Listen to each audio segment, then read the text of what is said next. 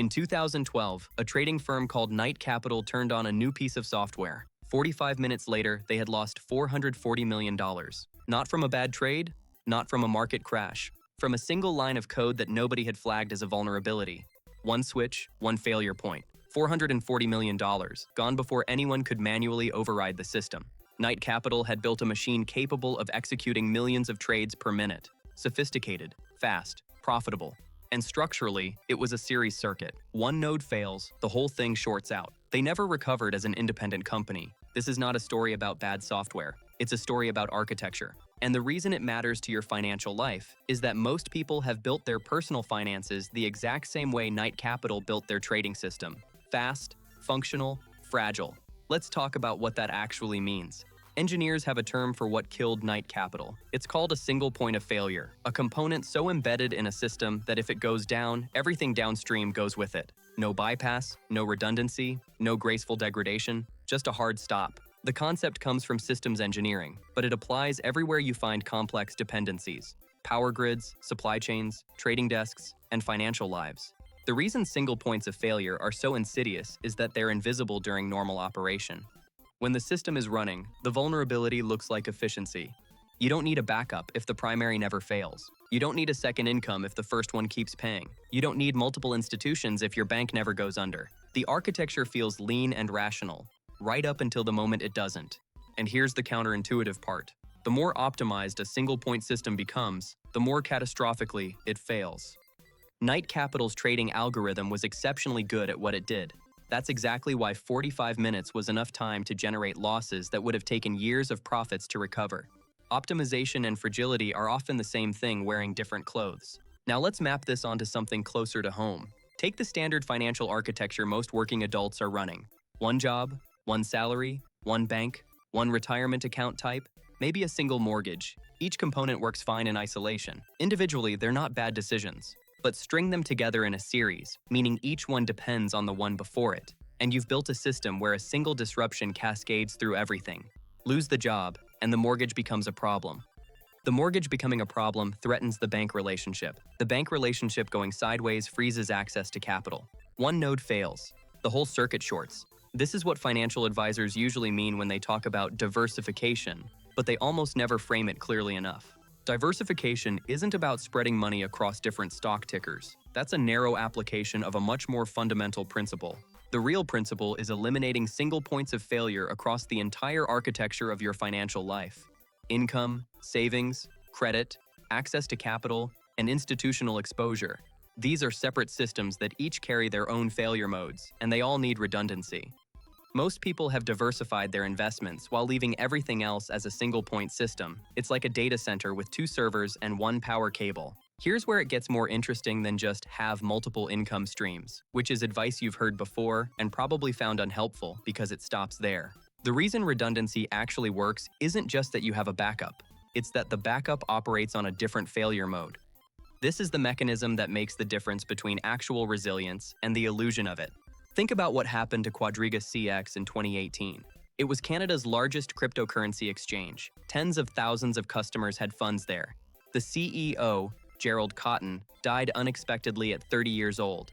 And it turned out he was the only person who held the private keys to the cold wallets, the offline storage where $190 million in customer funds were kept. One person, one password, one point of failure.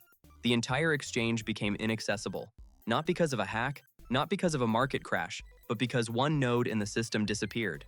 The funds were locked forever. Now here's the critical part. Having 2 people who knew the password would not have been true redundancy because both people share the same failure modes. They're at the same exchange, subject to the same regulatory risk, holding the same type of asset. If the exchange itself had been compromised, 2 key holders would have been just as useless as one. Real redundancy means different types, different failure modes. If one system fails because of an economic downturn, the backup doesn't also fail because of an economic downturn.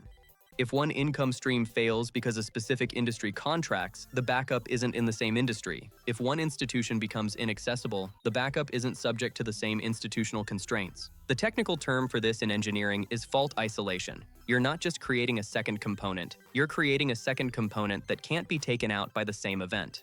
This is where most redundancy strategies fall apart, and it's worth sitting with for a moment. A second job in the same company doesn't give you income redundancy. A second savings account at a subsidiary of the same parent bank doesn't give you institutional redundancy. A portfolio of different stocks in the same sector doesn't give you true diversification. These aren't backups, they're copies of the same vulnerability. True redundancy is harder to build because it requires understanding not just what your assets are, but what each one is vulnerable to. The failure modes are the unit of analysis, not the assets themselves. In systems thinking, this is sometimes visualized as a fault tree. You work backwards from a failure event and map every sequence of events that could produce it. A job loss isn't just a job loss. It's vulnerable to company performance, industry cycles, macro unemployment trends, personal health, and a handful of organizational politics. Each of those is a branch. Your redundancy strategy needs to address at least some of those branches, not just add another leaf to the same tree. Zoom out, and the pattern is everywhere in financial history. In January 2016, a single bridge, the Nipigon River Bridge in Ontario, partially failed. That one structure was the only road connection between eastern and western Canada along the Trans-Canada Highway. No alternate route, no bypass. The entire corridor stopped. Not because every bridge in Canada failed, because one bridge had been designed into the system as an irreplaceable component. Infrastructure engineers have a name for what happens when a system is designed around a component that can't be replaced. They call it a choke point, a place where all flow converges and, if anything goes wrong, nothing moves. Your income is often a choke point. Your credit score, tied almost entirely to one or two institutional relationships, is often a choke point. The specific skills that make you employable in your current industry can be a choke point if that industry contracts.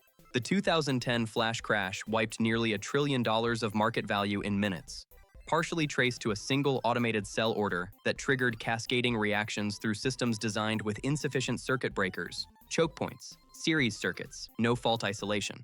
The pattern doesn't change, the scale does. So what does a properly architected financial system actually look like? Not the aspirational version, but the mechanical one. It starts with a simple audit. Identify every choke point in your current setup. Not what you wish were true, but what actually happens if a specific node fails. Walk each component to its downstream consequences. If this goes away tomorrow, what breaks next? What breaks after that?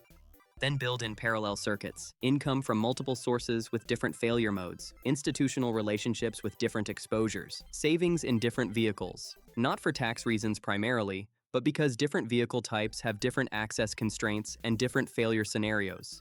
Emergency liquidity that isn't dependent on markets being functional, because sometimes markets aren't. The goal isn't to have more, it's to eliminate any single component whose failure takes everything else down with it.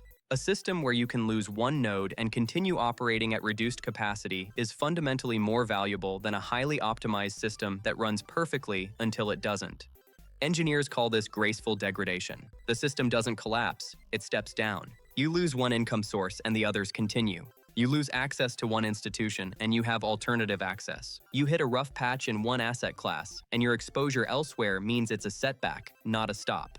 If this kind of breakdown, treating financial architecture as a systems design problem rather than a savings challenge, is useful to you, that's exactly what 8-bit economics does every week.